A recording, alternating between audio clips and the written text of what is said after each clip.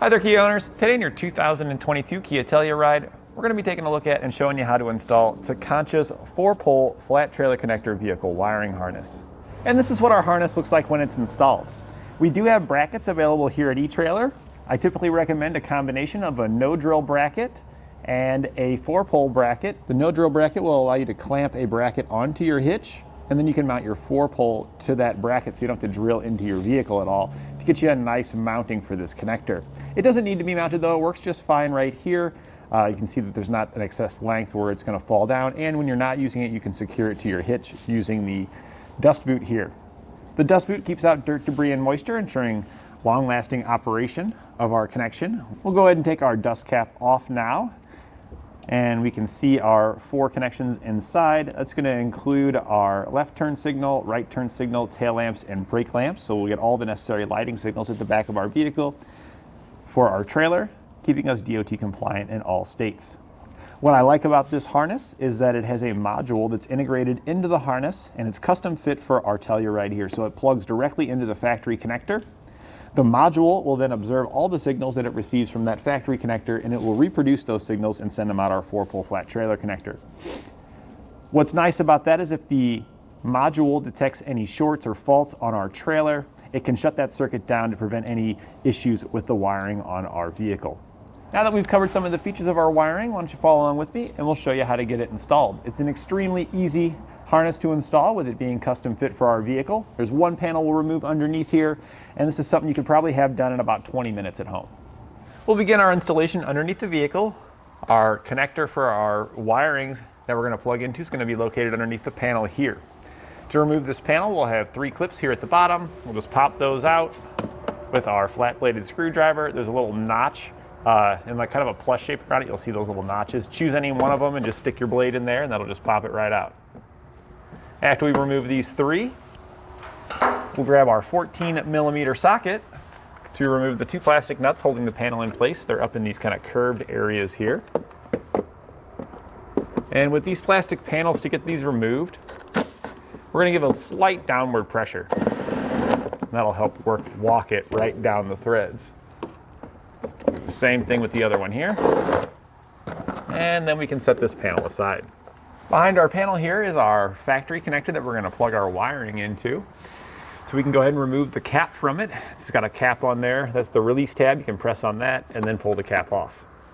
We'll then take our new harness here. This is our custom fit harness. It's got a connector that will plug directly into our factory connector here, making this an extremely quick and easy installation. At that point, your wiring is functional, but we're going to go ahead and clean things up. You're going to get some zip ties in your kit as well as some double-sided adhesive so we can get this module mounted. We'll just open up the little bag here and we'll get that attached. What I like to do before mounting the module is I like to take the 4-pole wiring here and go ahead and get this undone. That way we can kind of route it towards the center of the hitch.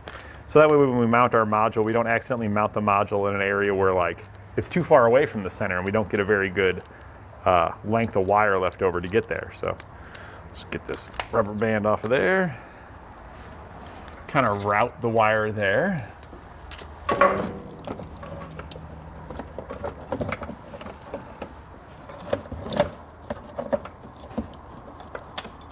Just kind of going above the hitch, and it'll come out the bottom here. Make sure we got ourselves enough length to work with. That looks like a pretty good amount. We'll go ahead and secure it to our safety chain loops using the dust cap. And so that way we know that it's going to have the length we need to get over there, and then we can clean up over here and get this mounted. We're just going to use some double-sided adhesive to do so. You'll get double-sided adhesive in your kit right here. So we're just going to take the double-sided adhesive, stick it to the back of our module.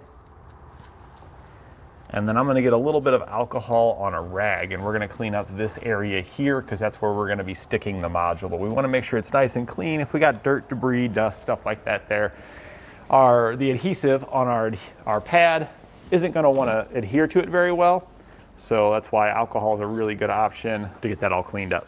And we'll just grab our module, peel off the other side of our adhesive backing. And then we're just gonna stick this right into place where we clean that up. And now at this point, all that's left is just zip tying up our excess wire that we've got here. So I'm just kind of wrapping it up. We're gonna zip tie it to a factory wire that's right here to help hold it all into place. And it's not a bad idea to get your 4-pole wire in here as well, just to help keep everything as neat as possible. All that's left now is to install our panel back into place. So we're gonna lift it up, line up those plastic nuts with the studs. They just push right on. And then we'll put our pins back into place. And after that, we're ready to test our system out. You could either plug it into your trailer or you could plug it into a tester. We're gonna be using a tester here at eTrailer. And I prefer the tester method because if you have any faults on your trailer, your system may not work properly because of shorts and things like that. And you may think, oh man, the issue's with my wiring that I just installed, but really the issue might be with your trailer. If you use a tester, you can verify for sure that your vehicle's working properly. So when you do plug into your trailer, if you got an issue, you know it's on that side. So here we've got our tester plugged in. You can get these here at eTrailer. We want to verify we've got all our lighting signals, which includes our left turn signal, right turn signal, tail lamps, and brake lamps. With all of our signals working properly, we're ready to hook up our trailer and hit the road.